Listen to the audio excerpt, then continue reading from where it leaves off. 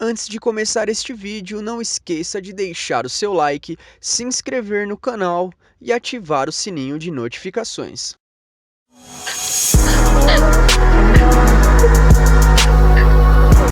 Olá pessoal, sejam muito bem-vindos ao canal Quimicamente Falando. Eu sou o professor Jonatas e hoje nós teremos a última aula da sequência dessa semana que encerra o assunto de ligações químicas. Nós estamos cumprindo o caderno do aluno aqui do segundo bimestre, já finalizando o segundo bimestre. E lembra que nessa semana foi necessário a gravação de 4 aulas, que eram as aulas que iam da numeração 8, 9, 10 e essa é a aula de número 11. Nós discutimos primeiramente o conceito de ligação química e nas 3 aulas seguintes fomos falando um pouco sobre cada uma delas, tá? Bom, pessoal, então abrindo o caderno do aluno aqui no final da página 45 e início da página 46, nós iremos desenvolver 5 atividades, tá? A primeira atividade, que é a atividade 5H, ela sugere a análise desse vídeo no YouTube, tá? Esse vídeo ele tem apenas 4 minutos e 10 segundos, que será trabalhado os conceitos de ligação metálica. Inclusive na nossa aula, pessoal, eu vou ser até mais direto em alguns assuntos e vou até acrescentar um conceito que foi trabalhado lá no início do bimestre. Então será trabalhado algumas coisas dentro deste vídeo que eu vou até pedir para que vocês assistam ele, tá? Assim que eu terminar a minha aula, que vocês acessem a esse material e assistam, tá? É um vídeo curto e ele vai agregar algumas informações que eu não vou falar na aula, beleza? Além disso, pessoal, depois ele sugere também a leitura da atividade 5I, que é um artigo sobre ligação metálica. O link está na descrição do vídeo também, você pode acessar aí para acrescentar mais algumas informações. Então, além do que eu vou trabalhar sobre ligação metálica, eu vou deixar esse vídeo e esse artigo para que vocês façam a análise do vídeo e a leitura do artigo. E depois, pessoal, nós temos um outro vídeo que é como é feito o aço, que vai falar sobre as ligas metálicas, tá bom? Ele coloca algumas perguntas aqui, que são perguntas que você vai retirar da própria análise do material que vocês vão assistir, tudo bem? Vamos dizer que esses 3 materiais, de qualquer forma, eu vou deixar para que vocês façam análise. Em cima da análise dos 3 materiais, eu vou colocar algumas perguntas lá no Google Class. A atividade 5K, ela vai pedir para que você aponte qual é a ligação. Então, baseado nas 3 aulas, né, hoje a gente vai entender o que é a ligação metálica. Você vai analisar uma substância, como por exemplo aqui, nós temos o NaBr, e vai dizer se é iônico, covalente ou metálico, que é uma análise que nós já fizemos nas 2 aulas anteriores.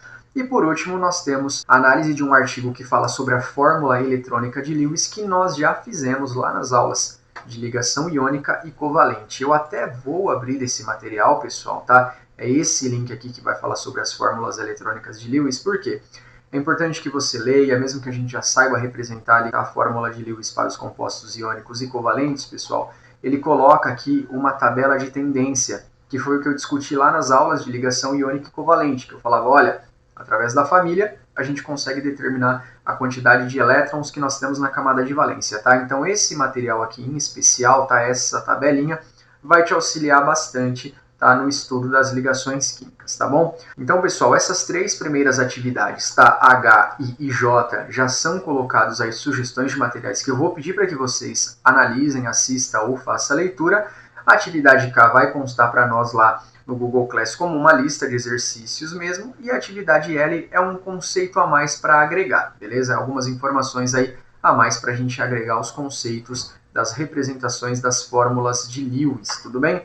E para discutir sobre a ligação metálica, pessoal, eu vou abrir aqui um PPT, tá? Vocês vão perceber que o assunto vai ser mais curto comparado às aulas anteriores.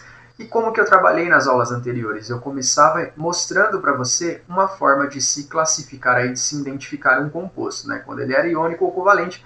E agora, no nosso caso, como que eu sei que um composto ele vai ser metálico? Então, dessa forma, pessoal, como que eu posso definir a ligação metálica? Um composto metálico ele vai apresentar na sua estrutura, basicamente, metais, né? Isso acaba sendo até meio óbvio. Então, eu coloquei aqui 2 representações, por quê? A gente vai ver numa grande maioria metais puros, digamos assim, né? Substâncias puras que é composta por um único elemento químico. Por exemplo, no caso do ferro, né? A substância ferro ela é composta por átomos de ferro. Então, assim, um ferro puro, tem ferro ali e acabou, né? Temos alguns metais como ouro, enfim. Em alguns momentos ali na natureza, esses metais vão se apresentar de forma pura. Só vai ter o elemento químico ali que compõe aquele metal. Mas nós também temos, no caso, o que nós chamamos de liga metálica, que é até a análise que você vai fazer naquele artigo sobre como é feito o aço, tá? Porque o aço ele é uma liga metálica, como no caso aqui do latão. O latão é uma liga entre cobre e zinco, que são dois metais. Então, o que é a ligação metálica? É a formação de uma substância através de metais, tá? Quando eu tenho uma substância sendo formada por metais, eu tenho um composto de ligação metálica.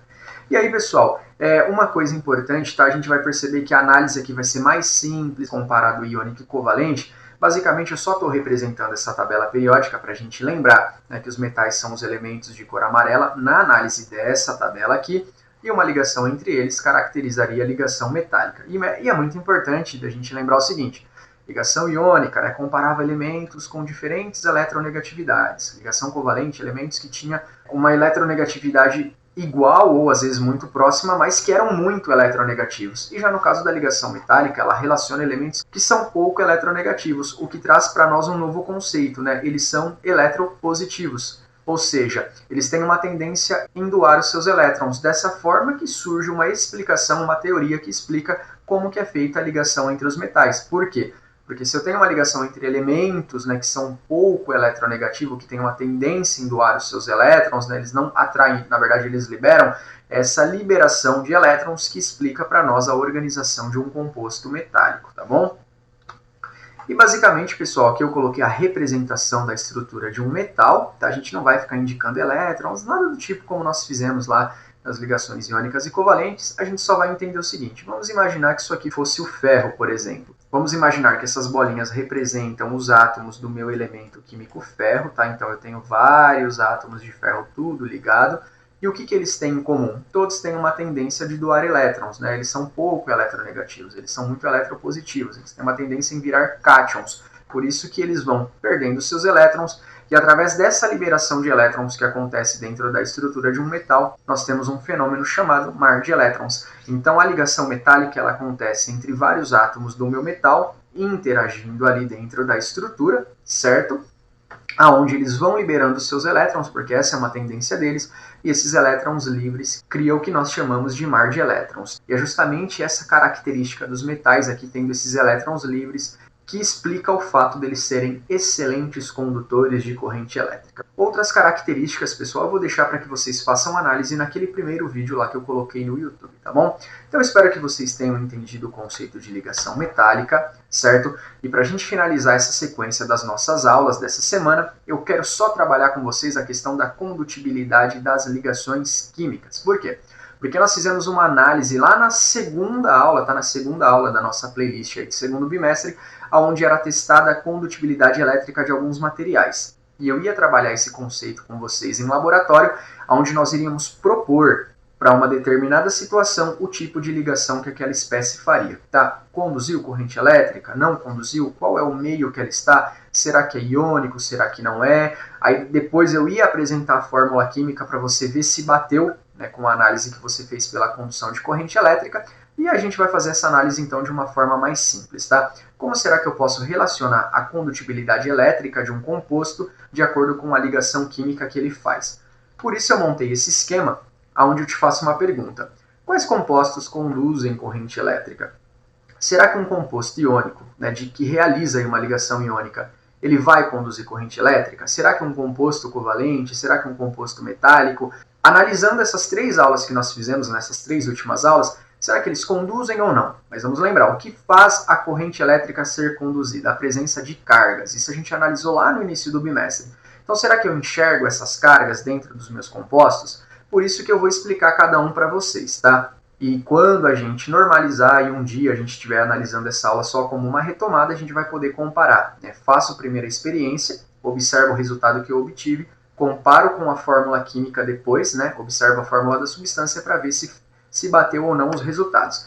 E aí eu tenho duas análises para fazer. A primeira, pessoal, é quando a minha substância estiver no estado físico sólido. Eu posso testar a condução de corrente elétrica, né, de determinados compostos estando sólidos, mas também posso comparar com estado líquido ou em meio aquoso, tá? Qual seria a diferença aqui? No caso dos metais, eu posso transformá-los em líquidos e testar a condução de corrente elétrica estando no estado líquido, tá? Ele está sólido, eu aqueço, ele fica líquido e eu posso testar a condutibilidade elétrica deles estando líquido. Agora, compostos, né, de ligação iônica e covalente, eu vou adicioná-los no que nós chamamos de meio aquoso, em água. Como nós já analisamos na aula passada, a água é um composto covalente, beleza?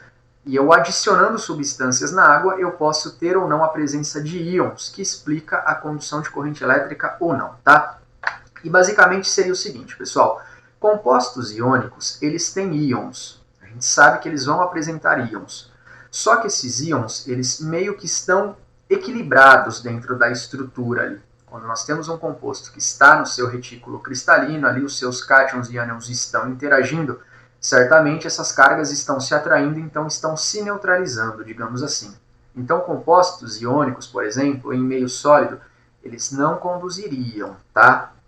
Bom, agora se nós fôssemos pensar num composto iônico, tá, em meio aquoso, o que a água consegue fazer com esse composto? Ela vai romper o retículo, vai separar os cátions dos ânions, e como a gente já analisou na estrutura de um composto iônico, aquele cátion, por ser pouco eletronegativo, ele vai perder o seu elétron. Ele vai dar o seu elétron para o ânion. Só que quando você separa essa estrutura, o ânion ele vai levar junto com ele esse elétron do cátion. Então esses íons vão aparecer na solução com as suas cargas. Então quando a gente testa, por exemplo, a condução de corrente elétrica do sal, de cozinha do NaCl, se a gente for analisar isso lá, voltar lá no vídeo da aula 2, cara, da segunda aula da sequência, você vai ver que ele não conduzia corrente elétrica, tá? O sal ele não conduz sólido. Quando ele está em meio aquoso, dissolvido em água, ele passa a ser um condutor de corrente elétrica. E quanto mais sal a gente vai jogando, mais íons vão sendo liberados e maior vai sendo a condução de corrente elétrica, tá bom? Então, pessoal, a gente sabe que na vida tudo há exceções, tá? Principalmente quando a gente for falar aqui dos compostos covalentes. Mas, basicamente, fazendo uma análise mais simples, seria assim. Compostos de ligação iônica não conduzem corrente elétrica quando estão no estado sólido, porque os seus íons ainda estão interagindo, está tendo uma certa estabilidade, digamos assim. Agora, a partir do momento que eles são colocados em água, em meio aquoso, você separa. Você consegue separar esses íons.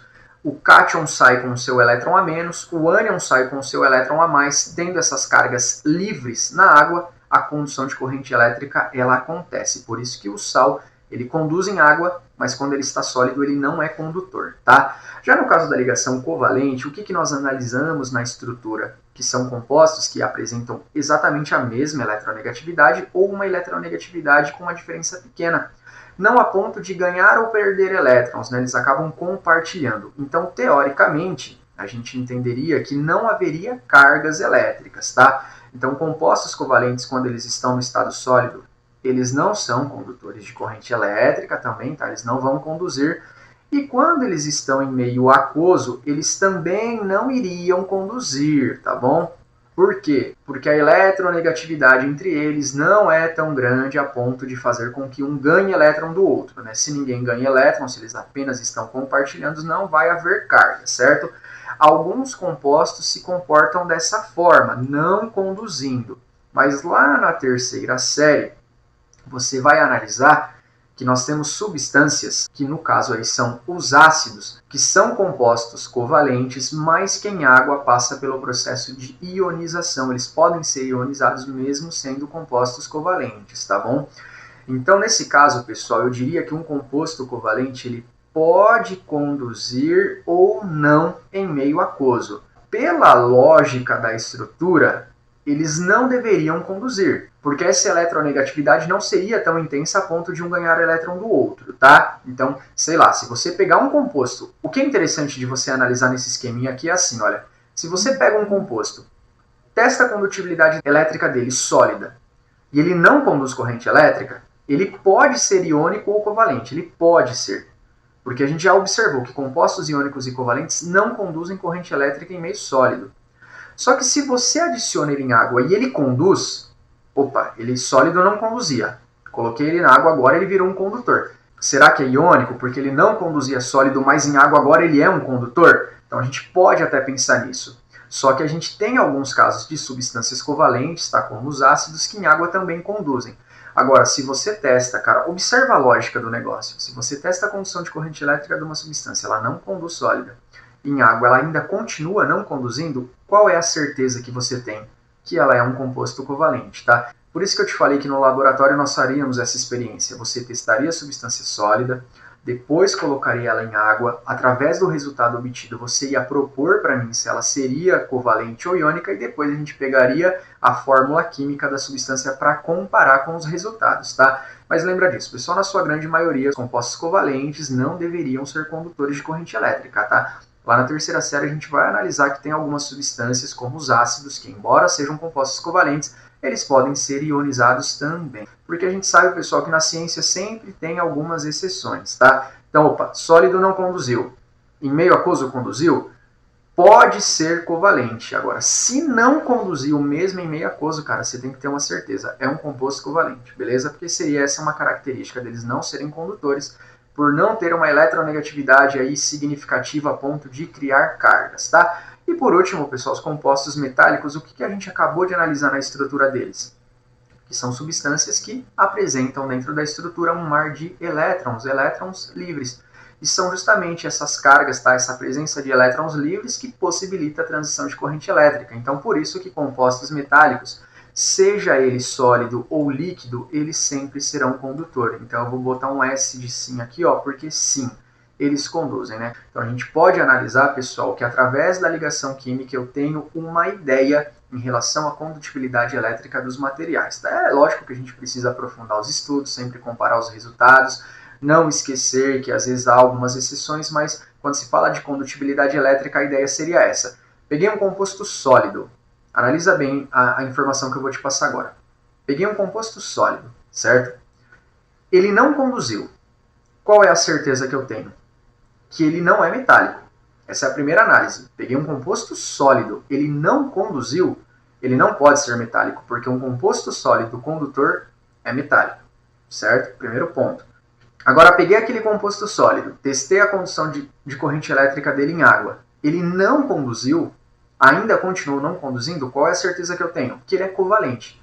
Agora, se ele conduziu, eu, a princípio, já falaria, não, ele pode ser iônico. Mas aí eu pego a fórmula química, comparo, analiso se tem metal, não metal, hidrogênio, para saber se ele é um composto iônico ou covalente. Mas essa parte, pessoal, dessas substâncias ácidas que se ionizam, a gente vai deixar para discutir lá na terceira série, beleza?